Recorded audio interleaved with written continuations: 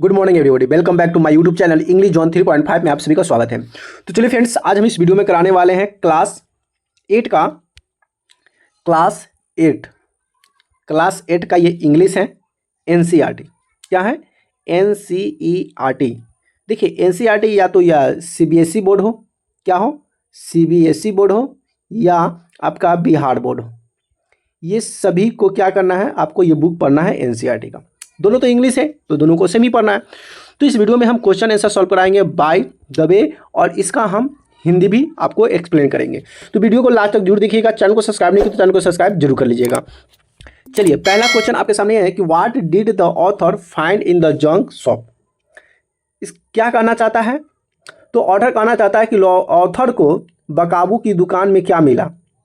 कबाब। यहाँ पे लिखा हुआ है जंक फूड, जंक शॉप, यानी कि लेखक को कबाड़ की दुकान में क्या मिला। कबाड़ जानते हैं ना, जहाँ पे ईट पुराने जो सामान उसमें बेचे जाते हैं उसे कबाड़ कहते हैं।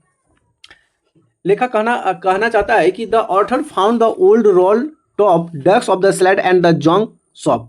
It is the was made of the wood and worn out but look the repairing so he the bought. मतलब लेखक को कबाड़ की दुकान से बिक्री के लिए पुराने रोल टॉप डेस्क मिला। यह ओक की लकड़ी से बना था और घिसा हुआ था, but look prepare so he the bought it. लेकिन मरम्मत योग्य लगा रहा था, इसलिए खरीद लिया कि उसे बनाना था। ठीक है, चलिए क्वेश्चन नंबर दूसरा आपके सामने ये रहा। क्वेश्चन नंबर दूसरा क्या कहता है?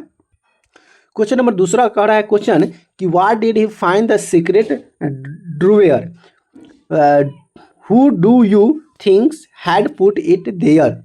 मतलब उसे गुप्त दराज में क्या मिला? He the find the secret drawer, यानी कि उसे गुप्त दराज में क्या मिला। हु डू यू थिंक्स, आपको क्या लगता है उससे वहाँ किसने रखा होगा? आंसर कहता है कि the author found the letter in the secret compartment of the bottom in the drawer. लेखक को नीचे की दराज से मुक्त डिब्बे में एक पत्र मिला। It was the small tin box safely keeped. एक छोटे से टिन के डिब्बे में सुरक्षित रूप से रखा हुआ था। I think the previous owner and desk had the put in there. मुझे लगता है कि डेस्क के पीछे मालिक ने इसे वहाँ पे रखा होगा। जो पहले के जो मालिक थे, ऑनर थे, वह यहाँ पे रखा होगा। ठीक है, चलिए नेक्स्ट आपका ये आ गया कॉम्प्रिहेंशन, पेज नंबर 14 का है, और ये क्वेश्चन नंबर 1 आ गया। कहता है कि हु हैड रिटन लेटर हुम दे वेयर। ये किसने, कब और कहाँ लिखा था? James McSpencer the captain of the British army. ये जो लिखा हुआ था, जेम्स मैकस्पेंसर नाम का एक कैप्टन था जो ब्रिटिश आर्मी था। हैड रिटन है the letter of the wife coming from the word from the day after the Christmas 1914। और उन्होंने संसार के सामने रखा, और उस दिन जो कि क्रिसमस डे था 1914 को इसने अपने प्रस्थान को संबोधित करते हुए लिखता है। अगला क्वेश्चन आपके सामने ये रहा। क्या कहता है कि why was the letter writer, what was the wonderful things that the. अच्छा, यहाँ पे कुछ मिस्टेक हुआ है जी। What was the wonderful that, इसका मतलब होता है कि यह पत्र क्यों लिखा, इसमें कौन सी अशुद्धि बात थी। ठीक है, वंडरफुल दैट थिंग्स, तो यहाँ से क्वेश्चन हो जाएगा why was the letter written, यह पत्र क्यों लिखा गया और इसमें कौन सी शुद्धि बात गई है। तो British German army borders date the made the merry of the together keeping of the warfare periods of the festivity. मतलब सीमाओं पर ब्रिटिश और जर्मनी सेना की उत्पत्ति की भावनाओं के लिए युद्ध को एक कतार रखकर एक साथ आनंद मनाया गया था। ठीक है, चलिए क्वेश्चन नंबर तीसरा आपके सामने ये रहा। क्वेश्चन नंबर तीसरा क्या कहता है कि what job did Hans Wolf and James, what jobs did Hans Wolf and James McSpencer have when they we are not soldier. कहता है कि जब हंस वुल्फ और जेम्स मैक्सन सैनिक नहीं थे तो वे क्या काम करते थे। वो जब सैनिक नहीं थे तो काम तो कुछ ना कुछ तो करते होंगे, क्या काम करते थे? तो Hans Wolf was the cello player in the orchestra and Jim was the English teacher in the home town of the Dorset.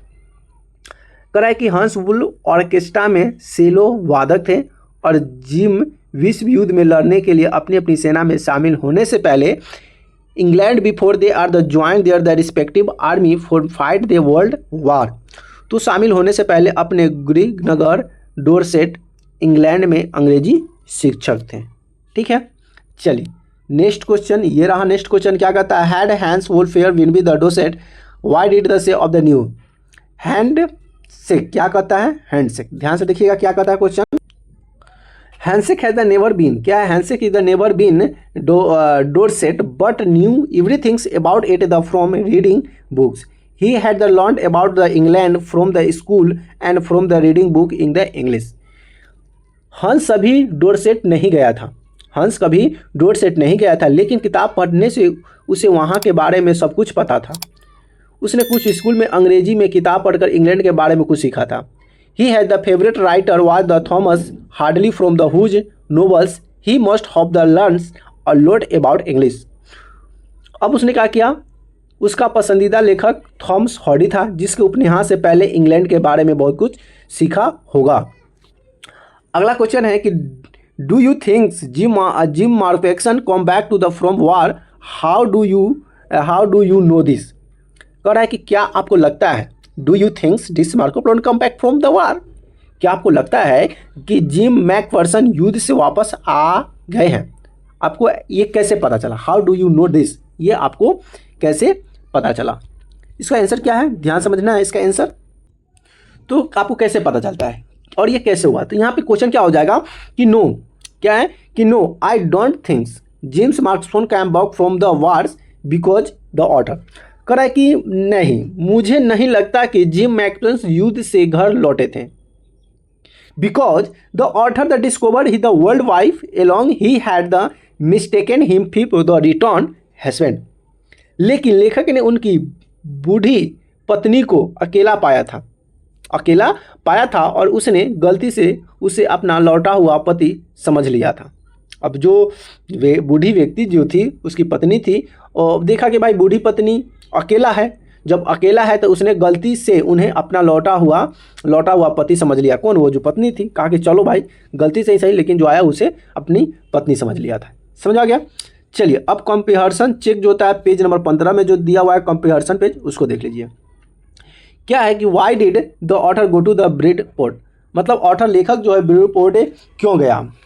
The author had gone to the Bridport of the return mister Jim Macpherson has meant the last letter. जब उसकी last आखिरी पत्र मिला तब वह सोचकर लेखक क्या करता है, ब्रिज के पास रिटर्न चला जाता है। अगला है कि हाउ ओल्ड हैज मिक्स मार्कसफोनस नाउ वेयर वाज सी। करा है कि मिस्टर मैकफर्सन जो है अब वह कितने साल के हैं, अब वेयर वाज सी, और वह वहाँ पे भी कहाँ थे। Mister Macpherson was the now 101 years old and began put of the nursing home after accidental fire at the home।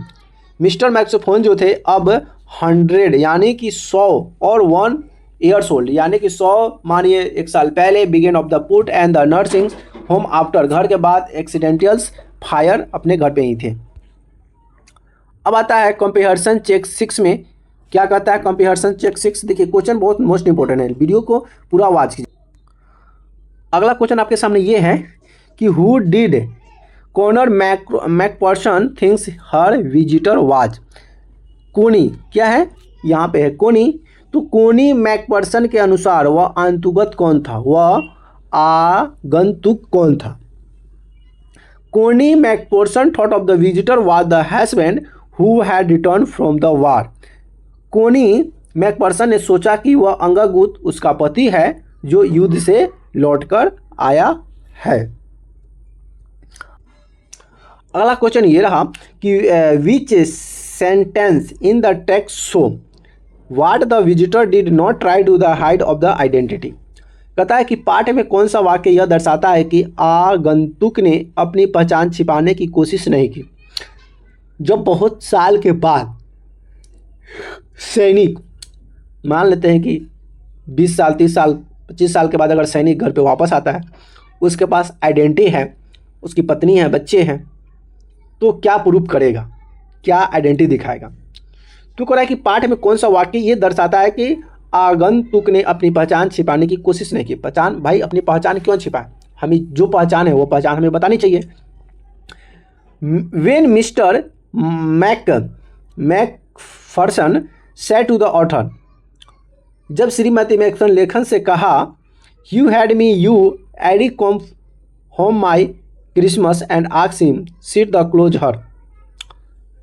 और कहा कि मुझे बताना था कि तुम क्रिसमस तक घर आ जाओगे, और उसे अपने पति समझकर अपने पास बैठाया तो कहा close hers and for the husband he hotter author had said to the nothing to correct her we so did not try to hide as identity. और लेखक ने उसे सही करने के लिए कुछ नहीं कहा, उसका पता चलता है कि उसकी पहचान छिपाने की कोशिश नहीं की। अपनी पहचान जो भी होता है वो अपनी पहचान सही से रख देते हैं। अब यहाँ से जो आता है क्वेश्चन वर्किंग टेक्स्ट से आता है, जो कि एक्सरसाइज से क्वेश्चन आता है। अब यहाँ से क्वेश्चन आपका स्टार्ट होता है। क्वेश्चन क्या है ध्यान समझिएगा, working with the text. Question क्या है, पहला क्वेश्चन है कि for how long do you thinks Connie's had keep the Jim's letter, give reason for you the answer. कह रहा है कि आपको क्या लगता है कोनी ने जिम का पत्र कितने समय तक रखा होगा, अपने उत्तर के लिए कारण भी बताइए, इसका कारण क्या है। तो आई थिंक मुझे लगता है, I think Connie's had the keep Jim's letters with her the forever. मुझे लगता है कि कोनी ने जिम्स का पत्र हमेशा के लिए अपने पास रख लिया था, हमेशा के लिए रख लिया था। It was the safely keep in the secret dryer of the role top table which was top the bin of the house until in unfortunate fire। कह रहा है कि यह सुरक्षित रूप से रोल टॉप टेबल के गुप्त दराज में रखा गया था, जो दुर्भाग्यवश आग लगने तक उसके घर में तक रहा होगा। क्या है मतलब, अब भाई दराज में चला गया तो उसे तो दिया नहीं, वो दराजे में रख लिया, तो ऐसा लगता है कि दराज में रखा होगा और दुर्भाग्यवश आग लगने तक वह उसी घर में वह रहा होगा। This can assumed of the basics on the reaction when the she found of the letter. यह अनुमान उसके लिए पत्र मिलने पर और की गई प्रतिक्रियाओं के आधार पर लगाया जा सकता है। क्वेश्चन नंबर दूसरा क्या कहता है, क्वेश्चन नंबर दूसरा ये है कि why do you think he desk has been the sold and when. कह रहा है कि आपके विचार से डेस्क क्यों बेची गई और कब। कह रहा है कि बताइए आपके विचार से ये जो डेस्क था क्यों बेच दिया गया और कब बेच दिया गया। I think that the desk had been the sold after the fire accident and the Macpherson। कह रहा है कि मुझे लगता है कि मैकफर्सन में आग लगने की दुर्घटना के बाद डेस्क को बेच दिया गया था। इट वॉज ओल्ड, यह बहुत पुराना था। Worn out of the hand locker and the damage in the fire, क्योंकि घिसा हुआ था और आग में जो थोड़ा सा क्षतिग्रस्त लग रहा था, इसके लिए उसे डेस्क को क्या कर दिया गया था, बेच दिया गया था। नेक्स्ट क्वेश्चन आपके सामने ये रहा, क्या कहता है नेक्स्ट क्वेश्चन, ध्यान समझिएगा। नेक्स्ट क्वेश्चन कहता है कि why do Jim's and Hans things that of the games sport and good way the resolving conflict, do you agree. कहता है कि जिम और हंस क्यों सोचते हैं कि खेल या खेल विवादों को सुलझाने का अच्छा तरीका है, डू यू एग्री, क्या आप इस बात से सहमत हैं। Hans and Jims were the short service communication soldiers who had joined there the national army. Hans और जिम शॉर्ट सर्विस कमीशन वाले सैनिक थे जो अपनी राष्ट्रीय सेनाओं के सिर्फ शामिल हुए थे।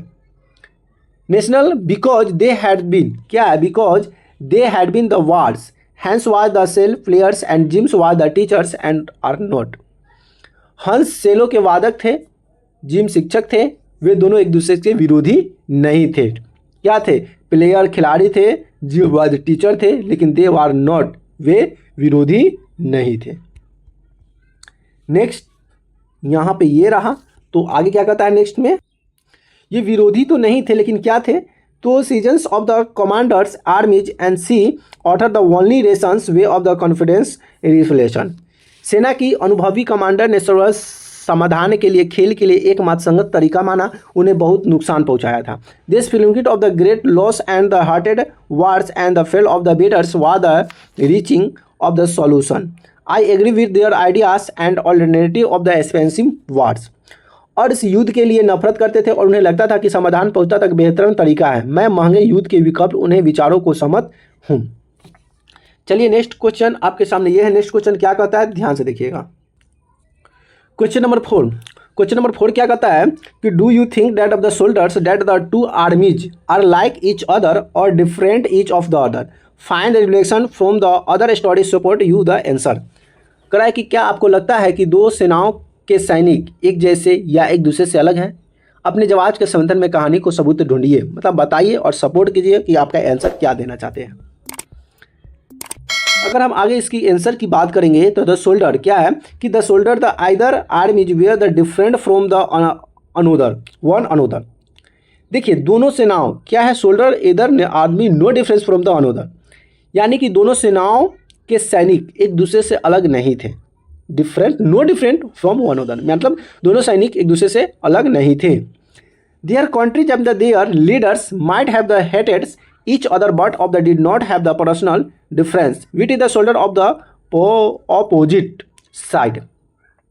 लेकिन देश और उनके नेता भले ही एक दूसरे के नफरत करते थे, लेकिन विपरीत दिशाओं में सैनिक आपस में उनकी व्यक्तिगत मतभेद नहीं थे। They comes together the celebrate Christmas and no mans and the land of the player footballs match and the was postman spirit. कह रहा है कि वे नो मैंस लैंड की क्रिसमस मानते थे और साथ में आए और खेल भावना के साथ फुटबॉल खेल भी मैच खेला। It show the humans boarding hand the hang of the head, और वह मानवीय बंधन को नफरत की कमी को दर्शाता है, और इसे कोई नफरत भी नहीं करना चाहिए। नफरत क्यों करना चाहिए। क्वेश्चन नंबर 5 ये रहा। क्वेश्चन नंबर 5 क्या कहता है कि मेंशन क्या है, mention the various way in the which of the British and the German soldier because the find out of the common Christmas. कहता है कि विभिन्न तरीकों से उल्लेख करें जिसने दिस जर्मन सैनिक मित्र बनते हैं, जिसे क्रिसमस पर एक दूसरे के समानता पाई जाती है। भाई एक दूसरे का भी देश में मित्र होना चाहिए और एक देश एक दूसरे के प्रति सहानुभूति भी होनी चाहिए, मित्रता भी होनी चाहिए। The British and German soldier were the opposite side in the war but were the humans and real of the day. कह कि ब्रिटिश और जर्मन सैनिक युद्ध में विपरीत दिशा में थे, लेकिन आखिरकार वे सभी इंसान ही तो थे। They put downs and the weapons for day and come together to celebrate the Christmas। अब वे उन्होंने एक दिन के लिए हथियार डाल दिए थे और क्रिसमस मनाने के लिए एक साथ आ गए थे। चलिए नेक्स्ट क्वेश्चन है कि friend they are the share of the stories and food players and the games togethers and sang carols there of the trenching night soldier on the both side despaired war and the wares and sorties of the come home. अब सभी दोस्त एक साथ मिलकर रहते थे and they share the stories and food player, सभी एक दूसरे से कहानियाँ, खाना, खेल एक दूसरे के साथ घुल मिल कर खेलते थे, सैर करते थे। अगला क्वेश्चन है क्वेश्चन नंबर 6। क्वेश्चन नंबर 6 क्या है देख लीजिए। चलिए तो क्वेश्चन नंबर 7 क्या है देखिए। क्वेश्चन नंबर 7 है कि what is Connie's Christmas present why did is the best Christmas parents in the world. Christmas यानी कि जो पेरेंट यानी कि माता पिता होते हैं, लेकिन यहाँ पे पूछा है why is the best Christmas parent in the world, संसार में कोनी का क्रिसमस उपहार क्या है, यह दुनिया का सबसे अच्छा क्रिसमस उपहार क्यों है। कह रहा है कि दुनिया का सबसे अच्छा क्रिसमस उपहार क्यों माना गया है। Connie the mistook of the author to be there the husband. Connie ने लेखक को अपना पति समझ लिया था। कोनी का क्या था, लेखक को अपना पति समझ लिया था। ही had the long waited for him the joints come back the from wars and the Christmas and the finally had by the her side. वह लंबे समय से अपने जिम के क्रिसमस पर युद्ध के वापस आने का इंतजार कर रही थी। Event of the mistakes did the world lady was the happy after years visiting of the joy and must be the fell down of the identify best Christmas parent in the world। लेकिन बूढ़ी सालों के इंतजार के बाद खुश थी, क्योंकि उसको लगता था उसे जो खुशी मिली होगी वह निश्चित रूप से दुनिया का सबसे अच्छी क्रिसमस उपहार होगा। देखिए उसको लगता था कि बहुत दिनों के बाद उसका पति आया है, इसके खुशी का ठिकाना नहीं रहा, इसलिए कहा कि ये दुनिया का सबसे अच्छा मेरा क्रिसमस है, इसलिए उसे सबसे बेस्ट माना गया। नेक्स्ट क्वेश्चन और आखिरी क्वेश्चन आपके सामने ये रहा। आखिरी क्वेश्चन क्या कहता है, ध्यान से समझिएगा, ध्यान से देखिएगा और इसको बताइएगा कि आपका ये वीडियो कैसी लगी। अब यहाँ से ध्यान समझिएगा, क्लास मतलब क्वेश्चन नंबर 7 है और टॉपिक का लास्ट क्वेश्चन है। मोस्ट इंपोर्टेंट क्वेश्चन कहता है कि do you think there are titles of the story suitable for it, can you thinks of any other title. कह रहा है कि क्या आपको लगता है कि कहानी का शीर्ष किसी अन्य शीर्ष के लिए उपयुक्त है, किसी अन्य शीर्ष के लिए उपयुक्त है? क्या आप सोच सकते हैं कि यह शीर्ष है? मतलब कर रहा है कि आपको लगता है कि ये कहानी बहुत ही अच्छा है। अगर ऐसा लगता है तो कैन यू थिंक, कि आप इसे सोच सकते हैं कि कहानी बहुत अच्छा है? जी बिल्कुल सोच सकते हैं। This title was the story most suitable for the climax for the world Mr McConnie of the no present would be have the betters than the having of the husband back from the war and with there home on the Christmas day. देखिए कहानी का शीर्षक जो है ना, चमोकस्तक के लिए सबसे उपयुक्त है। बूढ़ी श्रीमती मैक्स फेनर के लिए अपने पति के युद्ध से वापस पाकर क्रिसमस के दिन घर पर उनके साथ रहने में बेहतर कोई उपाय नहीं हो सकता था। He has long waited for the exit for the safeties and feeling along in the joint that if the life has been the since story center according to the Christmas war। वह लंबे समय के लिए इंतजार कर रही थी, उनकी सुरक्षा के लिए चिंतित थी और अपने जीवन की लंबी यात्रा के लिए अकेली महसूस कर रही थी। Already of the titles because Christmas is the homecoming। लंबी यात्रा करने के बाद कहानी क्रिसमस और ईदों के विषय में, इसलिए वो वैकल्पिक शीर्षक क्रिसमस होम कमिंग हो सकता है। तो फ्रेंड्स यहाँ से जितने भी क्वेश्चन आंसर थे सभी क्वेश्चन आंसर करा दिए। और यहाँ से वर्किंग ऑफ लैंग्वेज है। वर्किंग ऑफ लैंग्वेज में क्या होता है, वर्गों की भाषा, कामों की भाषा होती है, जो यहाँ से आपको हम बता रहे हैं। यहाँ से सभी क्वेश्चन आपको यहाँ पे डैश वाले हैं, यहाँ पे इसको सही कर लीजिएगा। इसमें क्या भराएगा, इसका आंसर आपको नीचे में दिया हुआ है। जैसे कि आपका ऊपर में है ही had the dogs come back, तो यहाँ पे भरा हुआ है कॉम का केम हो जाएगा, टियर का टॉर हो जाएगा, हैपन का हैपेंड हो जाएगा, आक्स का आक्स, और ये वर्ब का तीसरा फॉर्म चेंज कर देना है। उसी तरह से यहाँ पे दिया हुआ है, इसका आंसर नीचे दिया हुआ है। क्वेश्चन 2 डिक्शनरी वर्क है और ये सभी का आंसर आपका यहाँ पे दर्शाया गया है। तो फ्रेंड्स यहाँ से वीडियो को लास्ट तक जरूर देख लीजिएगा, इसको बढ़िया से सॉल्व कर लीजिएगा। और वीडियो अच्छी लगी तो वीडियो को लाइक कमेंट शेयर जरूर कर दीजिएगा, अपने दोस्तों फ्रेंडों के साथ भी शेयर कर दीजिएगा। यहाँ पे स्पीकिंग से रिलेटेड क्वेश्चन है जो कि यहाँ पे ये दर्शाया गया है और इसका आंसर भी यहाँ पे है। ठीक है, सभी क्वेश्चन का आंसर पूरा बुक का जो भी निचोड़ होता है सभी यहाँ पे क्वेश्चन का आंसर मैं आपको यहाँ पे दे चुका हूँ। ठीक, तो वीडियो कैसी लगी प्लीज़ कमेंट करके जरूर बताइएगा। वीडियो अच्छी लगी तो वीडियो को लाइक कमेंट शेयर जरूर कर दीजिएगा। अगर अभी तक चैनल को सब्सक्राइब नहीं किया है तो चैनल को सब्सक्राइब जरूर कर लीजिएगा। फिर मिलेंगे नए वीडियो में नए टॉपिक के साथ, तब तक के लिए जय हिंद, वंदे मातरम।